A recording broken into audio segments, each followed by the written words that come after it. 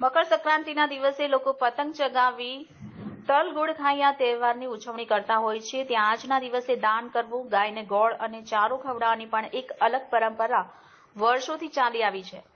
સંક્રાંતિના દિવસે તલ ગોળનો અનોખો મહિમા છે. માણસો દ્વારા ઉજવાતું આ પર્વ ગુજરાતમાં ગાયને ઘાસ આપવું, પૂડા ખવડાવવા, ગરીબોને બ્રાહ્મણોને દાન આપવું, પતંગ ઉડાડવા, જલેબી ઊંધિયાની જાફત માણી ઉજવણી કરવામાં આવતી હોય છે.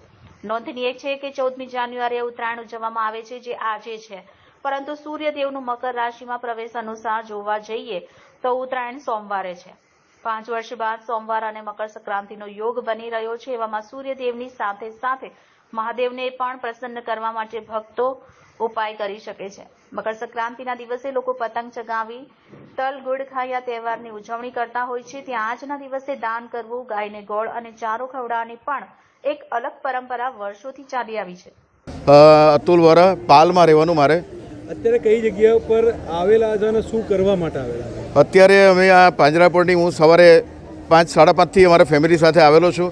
અને એનું કારણ એ છે કે આજે મકર સંક્રાંતિ એટલે કે જ્યારે સૂર્ય એક રાશિમાંથી બીજી રાશિ તરફ જઈ રહ્યો છે ત્યારે આજથી શુભ કાર્યોની શરૂઆત થાય છે. અને એટલા માટે જ જે સૌથી વધારે મહત્ત્વ દાનનું છે તો દાન અને સાથે ગાયોનું પૂજા કરવાનું અને ગાયોને ખવડાવવાનું વિશેષ મહત્ત્વ છે.